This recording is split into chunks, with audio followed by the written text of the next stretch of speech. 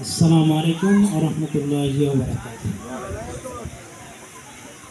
আলহামদুলিল্লাহি রাব্বিল আলামিন ওয়াসসালাতু ওয়াসসালামু আলা রাসূলিহিল কারীম, আম্মা বাদ। আজকের এই মতবিনিময় ইফতার মাহফিলে সম্মানিত সভাপতি, সম্মানিত প্রধান অতিথি, মেধাবী ছাত্রনেতা, রাজশাহী বিশ্ববিদ্যালয় থেকে ডিগ্রিপ্রাপ্ত হাফিজুল কোরআন জনাব হাফিজ রশিদুল ইসলাম, অন্যান্য নেতৃবৃন্দ, উপস্থিত আমার সামনে রোজাদার ভাই, আমরা আল্লাহর শুকরিয়া আদায় করছি যে আল্লাহ সুবহানাহু ওয়া তাআলা আমাদেরকে 16 বছর গৃহবন্দী থাকার পর, ঘরে আবদ্ধ থাকার পর 5ই আগস্টের ত্যাগ কুরবানির বিনিময়ে খোলামেলা খোলা আকাশে বসে মন খুলে ইসলামের কথা বলা, দলীয় কথা বলা, মনের কথাগুলো বলার একটা পরিবেশ দিয়েছেন। আমরা আল্লাহর শুকরিয়া আদায় করি, আলহামদুলিল্লাহ। 5 তারিখ সকালেও কেউ বলতে পারে না এরকম হবে, কি বলেন? 5 তারিখে তো হবে না, এটা তো 41 সাল পর্যন্ত আমরা চিন্তা করতাম। বাংলাদেশের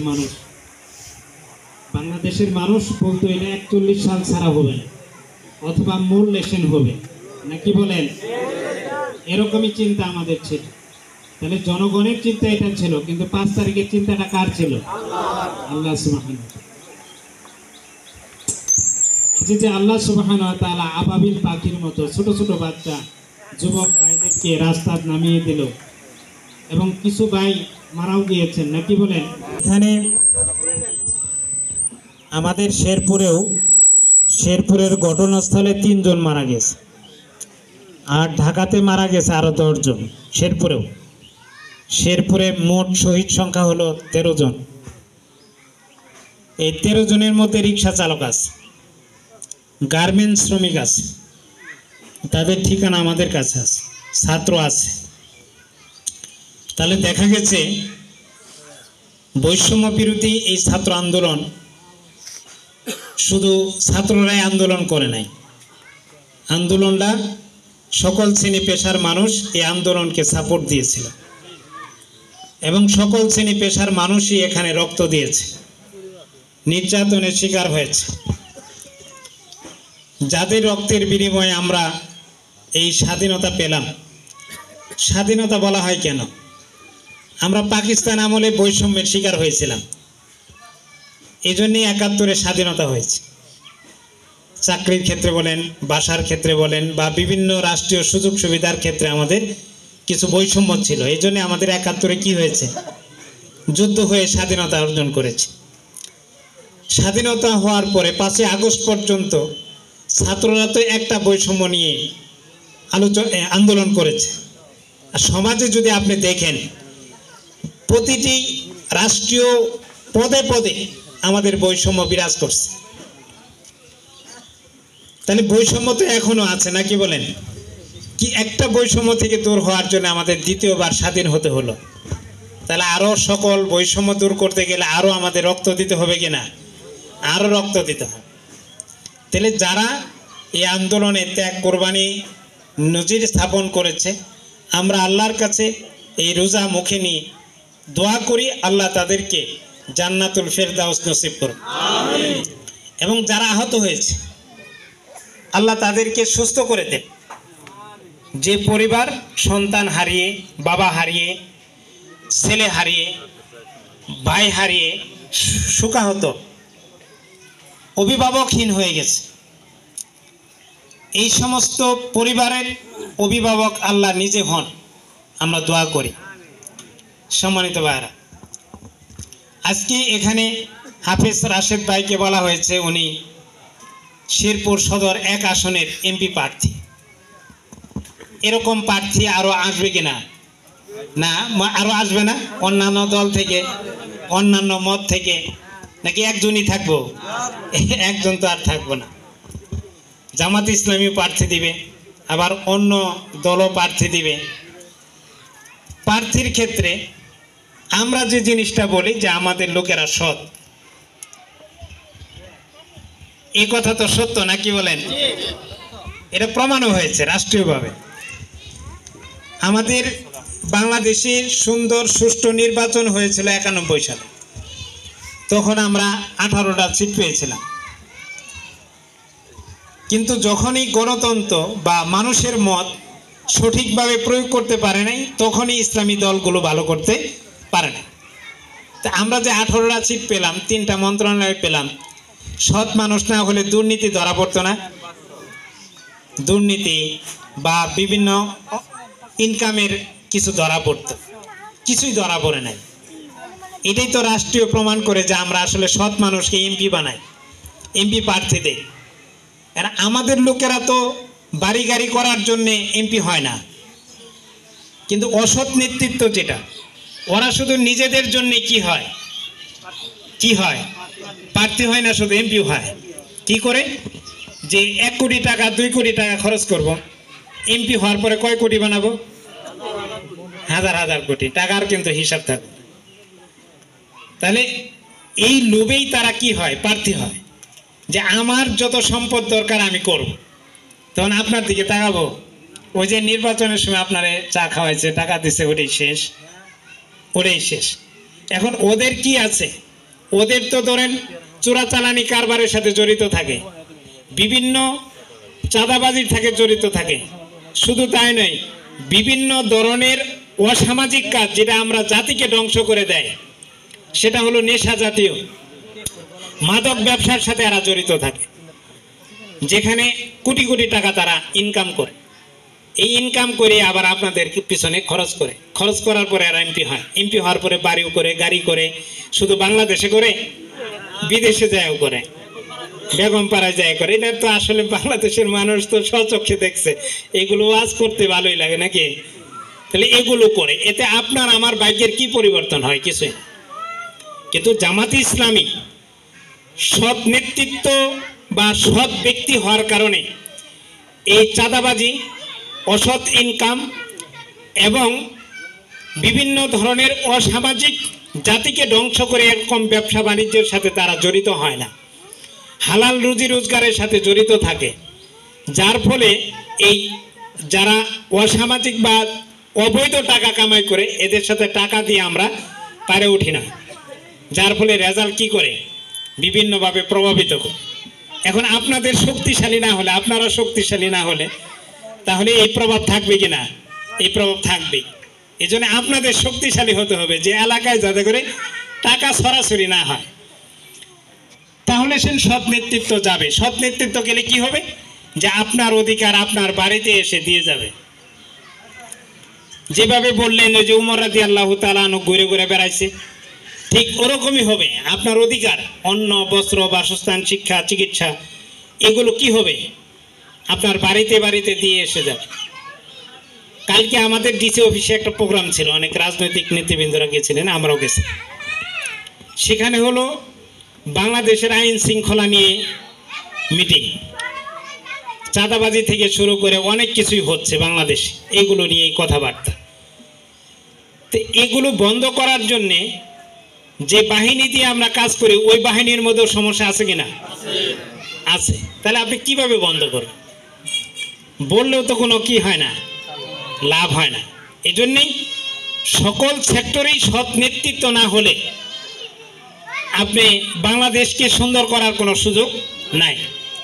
আমরা এই 5 আগস্টের পরে বিভিন্ন অফিস আদালতে গিয়ে যা দেখলাম, একটা অফিসের কথা বলি, সেটা হলো জেলা পরিষদ। জেলা পরিষদের যিনি নেতা হন, ইনি যদি সৎ হইতো এবং ইউনিয়ন চেয়ারম্যানরা যদি সৎ হইতো, এই চেয়ারম্যানের উপজেলা পরিষদের বাজেট এবং জেলা পরিষদের বাজেট যদি পরিপূর্ণভাবেই এলাকায় যদি বিনিয়োগ করা হতো, একটা টাকাও যদি এদিক সেদিক না হতো, 10 থেকে 15 বছরের মধ্যে বাংলাদেশের উন্নয়নের কর্মকাণ্ড সব শেষ হয়ে যেত। এমন বাজেট হয়। এই বাজেটের 80% খেয়ে ফেলে এই অসৎ নেতৃত্ব, যার ফলে আর আপনি আর প্রভাব দেখতে পারেন না। আমরা যা দেখলাম আর কি ভিতরে ঢুকে, যে বাজেট, এই বাজেট দিলে জনগণের অভাব থাকার কথা না। রাস্তাঘাট এ পর্যন্ত এইরকম রাস্তাঘাট থাকার কথা না, এর চেয়েও আরও উন্নত রাস্তাঘাট হওয়ার কথা। রাস্তাঘাট হইলে দেখবেন যে এবড়ো থেবড়ো কোমর ভাঙ্গার রাস্তা হয়। এই জন্যে হাড় হুড্ডি আমাদের খালি ক্ষয়ই হয়, 6 মাসের মধ্যে এই রাস্তাঘাট শেষ হয়ে যায়। এই জন্যেই এই বাংলাদেশকে যদি আপনি সুন্দর সমৃদ্ধশালী অর্থনৈতিক দিক দিয়ে যদি একটা দেশ বা জাতিতে পরিণত করতে চান, তাহলে সৎ নেতৃত্বের বিকল্প নাই।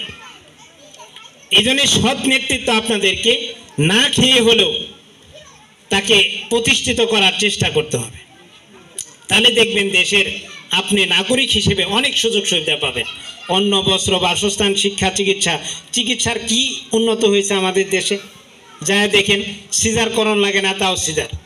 হ্যাঁ, পরীক্ষা নিরীক্ষা দরকার নাই, তারপরেও 4-5টা পরীক্ষা নিরীক্ষা দিয়ে ব্যবসা শুরু করে দিয়েছে, আছে না এগুলো? কিন্তু সব যদি হইতো সবাই, তাহলে এগুলো মানুষ জুলুমের শিকার হতো না, জুলুমের শিকার হতো না। এই জন্য সৎ মানুষ দরকার। জামাতে ইসলামী সৎ মানুষ তৈরি করতেছে। কিভাবে? তারা একটা সিলেবাস তৈরি করেছে। এই সিলেবাসের মধ্যে কোরআন অধ্যয়ন আছে, হাদিস আছে, ইসলামী বই আছে, রাসূলের জীবনী আছে, সাহাবায়ে কেরামদের জীবনী আছে। এই জীবনীগুলো পড়ে পড়ে আমাদের সহযোগী সদস্য ভাইরা কর্মী হয়, কর্মীরা আবার রোকন হয়। আর যারা বড় নেতা হয়, এই যে হাফিজ ভাই, রাশেদ ভাই যে নেতা হয়েছে, তাদের জন্য আরও উচ্চতর সিলেবাস বই পড়তে হয়েছে। ইসলাম সম্পর্কে অনেক বড় কিছু জানতে হয়েছে।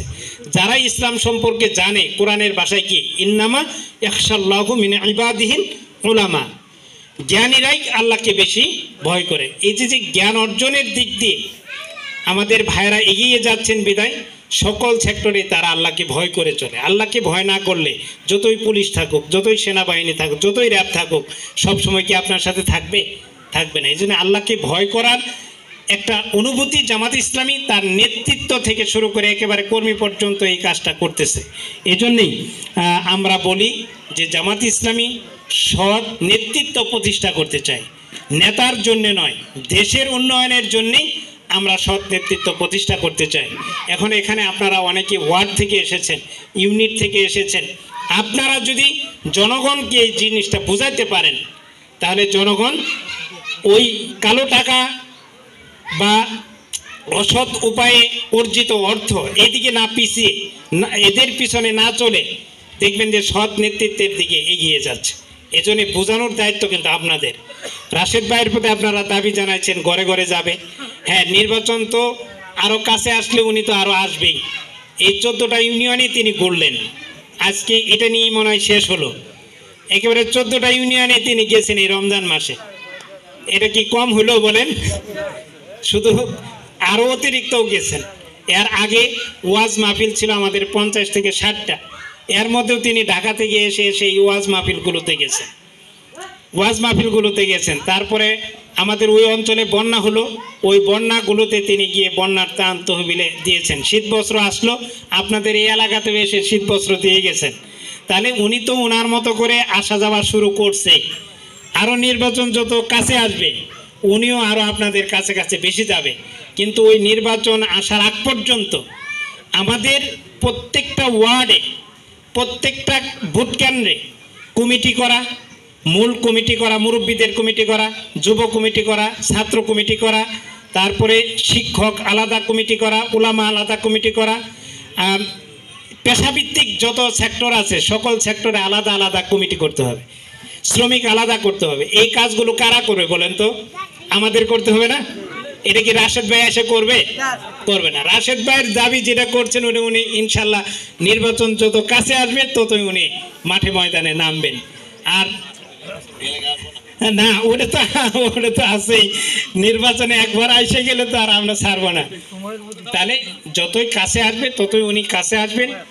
আর এই নির্বাচন আসার আগে আমাদের যে কাজটা, তাহলে এই কাজগুলো আমরা জানি যে চরমুচারিতে 9টা ওয়ার্ডে আমাদের কমিটি হয়ে গেছে। খালি এই 9টা ওয়ার্ডে হলে হবে না, গ্রামাঞ্চলেও আমাদের কমিটিগুলো পাড়ায় পাড়ায় কমিটি করে ফেলতে হবে। আর আমরা বললাম যে জামাতি ইসলামী করার জন্য যে বই পুস্তকগুলো আছে, এই বই পুস্তকগুলো আপনাদের পড়াশোনা করতে হবে, তাহলে সে মানুষকে আপনি বুঝাইতে পারবেন। রাজি আছেন তো ইনশাআল্লাহ? ইনশাআল্লাহ। তাহলে আসুন আমরা সামনের নির্বাচন যে কথা বলছেন যে রেজাল্ট ছিনেই নেব, এরকম নির্বাচন আর হবে না বাংলাদেশ ইনশাআল্লাহ। আশ্বস্ত থাকেন, এরকম নির্বাচন আর হবে না যে রেজাল্ট ছিনেই নেবে। আপনাদের রেজাল্ট আপনাদের কেন্দ্রেই দিয়ে যাবে। এই পরিবেশই হচ্ছে। কেউ কেউ তাড়াহুড়া করতেছে, কারণ ওদের একটু চিন্তা মাথায় ঢুকছে যে দেরি হলে সমস্যা। তো এই জন্যই তাড়াতাড়ি যারাই করুক, তবে একটা সুন্দর সুষ্ঠু একটা নির্বাচন ব্যবস্থা বাংলাদেশে হবে ইনশাআল্লাহ। আমরা ওই অপেক্ষায় থাকলাম। এবং আসুন আমরা পাড়ায় মহল্লায় গ্রামে গঞ্জে প্রতিটি ভোট কেন্দ্রে ওয়ার্ড ভিত্তিক সংগঠনগুলোকে আমরা শক্তিশালী করি। আল্লাহ আমাদেরকে তৌফিক দান করুন। আমিন। ওয়া মা তৌফিক ইল্লা বিল্লাহ। আসসালামু আলাইকুম ওয়া রাহমাতুল্লাহি ওয়া বারাকাতুহু।